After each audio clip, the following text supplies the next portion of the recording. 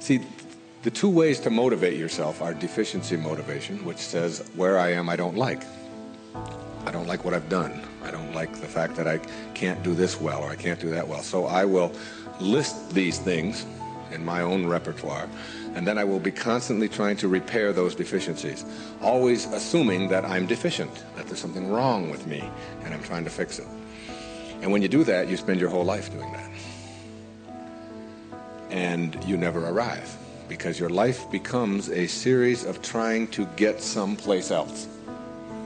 And it is, if you follow that, if you live that, if you behave that, then what happens to you is you become a person who will always suffer from this disease called more.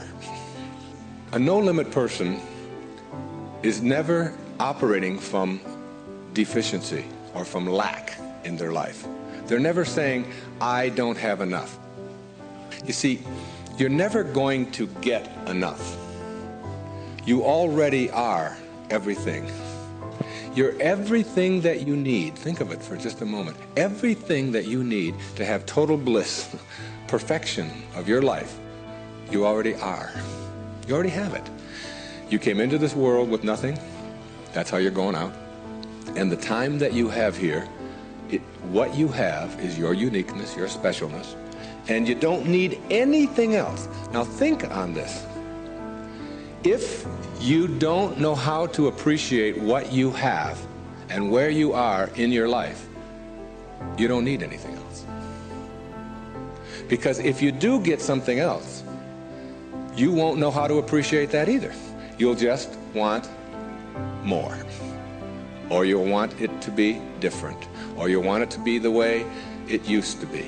Or you'll want someone else to be the way you think they should be. Successful people or no-limit people or self-actualizing people or inner-directed people, whatever labels that have been put on them by great thinkers and philosophers and therapists and people that have looked at human beings, these kinds of people are people who always have enough. There are some people who can handle anything, not because their circumstances are different. You see, your circumstances have very little to do with your fulfillment in life. Very little. It's how you're approaching your circumstances. It's your attitude towards your circumstances that make all the difference in the world. And taking what you are and accepting it. No-limit people are human beings who take what they are and accept it. And don't tell themselves that somehow they're deficient because of anything about themselves. This is a very crucial concept for me and for virtually all of us. It's this idea of taking your life in your own hands and being the kind of person that you choose to be, and understanding that everything that comes your way is an opportunity, is a blessing. And it wasn't until I learned how to celebrate virtually everything that came my way that I was able to transcend it. Everything that you see that wasn't given to us was created by man as a result of the way that we think, So what gets inside of us as a cell comes about as a result of the way that we choose to think in our lives. Very important principle to understand, because once you get a hold of thinking and that it creates everything that you have in your life, you can change and make it as absolutely perfect as you want it to be, because thought makes it so. Creative visualization is what we're talking about here. The imagery or the image that you have of anything in your life is really like mental behavior. It's like going out and practicing. If you go out and practice with a basketball, shooting free throws over and over again, that's physical practice. Imagery is mental practice. It's mental behavior. When you have an image that you can succeed at something, when you have an image that you can do it rather than that you can't do it, someone squeezes you. That is, someone puts pressure on you.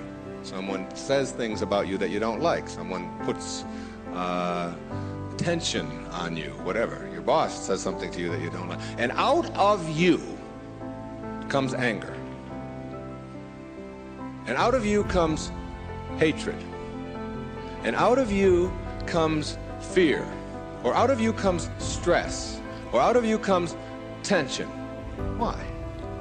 Is it because of your boss? The way they squeeze you? Never. Is it because of your mother? I mean, she really can be a pain sometimes, right? Is it because of your children? No. What comes out of you always when someone squeezes you is what's inside. This is the vital principle of being a no-limit person. It's so crucial to get this and understand that if you have any hatred in your heart for anyone in this world, or any anger or any fear or any of those things, it has nothing to do with the rest of the world. It only has to do with what you put inside. Now, how does what gets inside of you get there? That's the key. How does it get there? As you think. She hurt my feelings.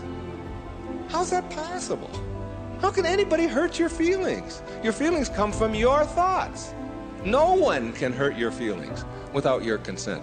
No one can make a fool of you without your consent. No one can embarrass you without your consent. These are choices that you have that come from the way that you think. The person who has that will, which we can't define, you can't go out and get a bucket full of will and bring it in there.